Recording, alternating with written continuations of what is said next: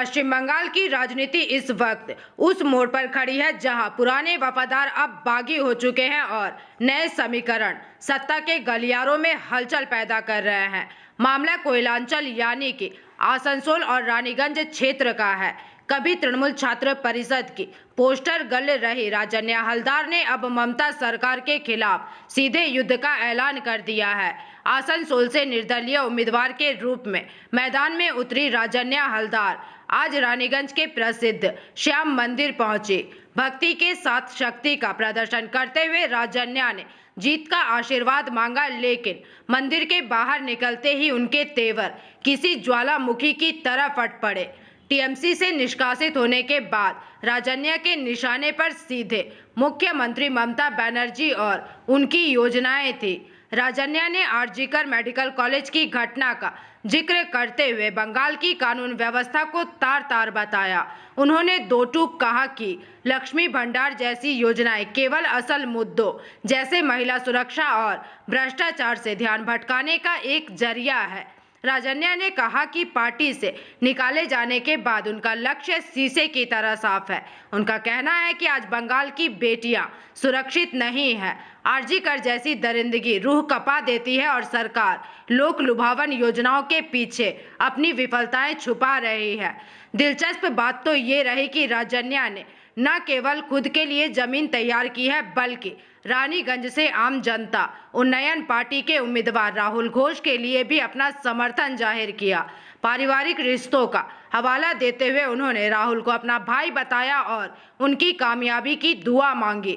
लेकिन अब मुकाबला चतुष्कोणीय हो चुका है। टीएमसी जो कि चौथी बार फतह के लिए एड़ी चोटी का जोर लगा रही है, बीजेपी जो कि परिवर्तन के नारे के साथ सत्ता पर काबिज होना चाहती है, सीपीआईएम जो अपने 34 सालों के दाग धोकर फिर से लाल झंडा फहराने की कोशिश में है, एवं आम जनता उन्नयन पार्टी और निर्दलीय राजन्या जो इन दिग्गजों का तख्ता पलट करने का दम भर रहे हैं। तो क्या राजन्या हलदार आसनसोल में टीएमसी का खेल बिगाड़ पाएंगी?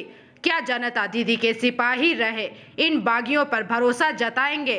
बंगाल की रणभेरी बच चुकी है और इस बार का मुकाबला कांटे की टक्कर नहीं बल्कि सत्ता के अस्तित्व की लड़ाई है। आसनसोल दक्षिण को लोग समझते हैं कि ये इकोनॉमिकल खनी है, मतलब इकोनॉमिकली यहाँ पे रहेंगे तो बहुत तरक्की होता है, जैसे कि माफिया लोगों को अपर हैंड देना और फिर उन लोगों को एक्सप्लॉइट कर मतलब उन लोगों को इस्तेमाल करके आम जनता को एक्सप्लॉइट करना, ये तो यहाँ का मतलब आए दिन यही चल रहा है यहाँ। तो मुझे लगता है कि आम जनता इस बार राय देंगे और उस राय में कोई असामाजिक नहीं होगा, काम नहीं होगा, कोई अनैतिक काम नहीं होगा। जनता का राय जनता के साथ रहेगा। पहले बात तो है करुण संस्थान काम। आप बताइए तो वेस्ट बंगाल में अभी एसएससी का तो सबको पता है स्कैम क्या हुआ था। 5 सालों से सीएससी नहीं हुआ है। हम लोगों ने बहुत आंदोलन किए इस बारे पे, सीएससी होए चालू हुए। इंडस्ट्री कहाँ पे इंडस्ट्री? ममता दीदी के देखिए, मैं किसी का बुराई किसी का अच्छाई विचार करने के लिए नहीं खड़ी हुई हूँ। मैं ये जो कमियां हैं, एक सरकार का तो बहुत सारे कमियां हैं जिसलिए लोग लड़ रहे, आए दिन आंदोलन हो रहा है, लड़ाई हो रहा है राजपथ में। तो मैं उस मुद्दे को खड़ा करना चाहती हूँ। ये कर्म संस्थान चाहिए, इंडस्ट्री चाहिए। इंडस्ट्री नहीं आएगा तो आसनसोल के लोगों को बाहर जाना पड़ेगा, बाहर श्रमिकों के नौकरी के लिए बाहर राज्य में जाना पड़ेगा। आसनसोल में अगर इंडस्ट्री होता है तो सोचिए तो यहाँ पे कितने जान बच जाते, कितने लोग यहाँ के आंचलिक लोग यहाँ के इंडस्ट्री में काम कर पाते, उनका पेट भरता, खाना आता। तो बहुत सारे कमियां हैं और एक सबसे बड़ी चीज तो नारी सुरक्षा हो गए बंगाल में। आरजीकर के बाद कौशमा लॉ कॉलेज हुआ है, उसके बाद उत्तरपाड़ा हुआ है, कुलतोली हुआ है। ऐसे बहुत सारी जगह है जहाँ पे विमेन सेफ्टी एक बहुत बड़ी मुद्दा बन चुकी है। तो कमियां तो बहुत सारे है। उन्नयन का पांचाली सब जगह पे, नारी सुरक्षा है, कर्म संस्थान है। कर्म संस्थान जरूरी है युवाओं के लिए, क्योंकि हमारे राज्य के युवा तो बाहर राज्य में जा रहे हैं। हमारे राज्य में कर्म संस्थान होता है, यहाँ पे सोचिए ना कि आसनसोल में अगर इंडस्ट्री होता तो बाहर जाने की ज़रूरत नहीं पड़ता। सबसे बड़ी बात ये स्कूल कॉलेज का इंफ्रास्ट्रक्चर, सरकारी स्कूल कॉलेज का इंफ्रास्ट्रक्चर बढ़ाना है। वीमेन स्वनिर्भरता माने औरतों की खुद की जीविका, ये औरतों को भाता देकर हम लोग समझ रहे हैं कि लक्ष्मी भंडार आएगा और लक्ष्मी भंडार के 1500 रुपये में कितना दिन चलता है, 10 दिन चलेगा। और हमारे लक्ष्मियों, घर के लक्ष्मियों हमारे मांग रहे लक्ष्मी भंडार नहीं, मांग रहे उनके बेटे का कर्म संस्थान, उनकी बेटी की कर्म संस्थान। तो ये सब मुद्दा हमारी मैनिफेस्टो में है। और आसनसोल दक्षिण में मैं बता देती हूँ पहले से कि दक्षिण में मैं यहाँ पे निर्दल लड़ रही हूँ और मुझे सपोर्ट कर रहे यहाँ का आंचलिक दल एनसीपी। देखिए चर्चा बहुत होता है, चर्चा होना और हकीकत में होना दोनों में फ़र्क है।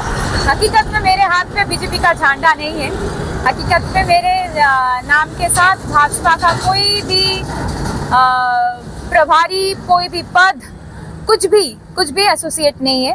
तो हकीकत में मैं लड़ रही हूँ, हक के लड़ाई लड़ रही हूँ और युवाओं को साथ में लेकर लड़ रही हूँ। पर युवाओं के लिए सिर्फ नहीं, ये लड़ाई नहीं है, ये लड़ाई आपामर जनगण के लिए है। समर्थकों का वोट के बारे में आप बोल रहे हैं, देखिए जिनको वोट दे। रानीगंज से सम्राट दास की रिपोर्ट, पीवीटीवी न्यूज। रानीगंज में इतने लग्जरी रूम, वो भी इतने कम प्राइस में। मैं बात कर रही हूँ रानीगंज के एनएसडी रोड में लोकेटेड होटल अतिथि इन के बारे में। यहाँ पे आपको फैमिली, फ्रेंड्स और कॉर्पोरेट के लिए रूम्स मिल जाएंगे, वो भी सिर्फ 1500 स्टार्टिंग प्राइस में। यहाँ पे आपको super deluxe room, Dulux room, regular room के साथ साथ प्योर वेज रेस्टोरेंट, जहाँ से आप अपने रूम तक टेस्टी फूड ऑर्डर कर सकते हैं। ये होटल हाइजीनिक और क्लीन होने के साथ साथ 27 हेल्पिंग फैसिलिटी भी देती है। High speed wifi, TV with fully AC interior, 24/7 room service, good ambience, clean cupboards, separate geyser facilities, clean washrooms, smoking area. अगर आपका भी प्लान है रानीगंज में स्टे करने के लिए तो आपके लिए ये एक अच्छा ऑप्शन हो सकता है। आप यहाँ पर रूम ऑनलाइन प्लेटफॉर्म मेक माई ट्रिप से भी बुक कर सकते हैं। अगर आप मेरी वीडियो दिखाते हैं तो आपको मिलेगा एक्स्ट्रा 20% ऑफ। अतिथि इन होटल आपको रानीगंज स्टेशन से 5 मिनट वॉकिंग डिस्टेंस पे मिल जाएगा। और इन्फॉर्मेशन के लिए आप इन्हें कॉल भी कर सकते हैं। Thank you for watching.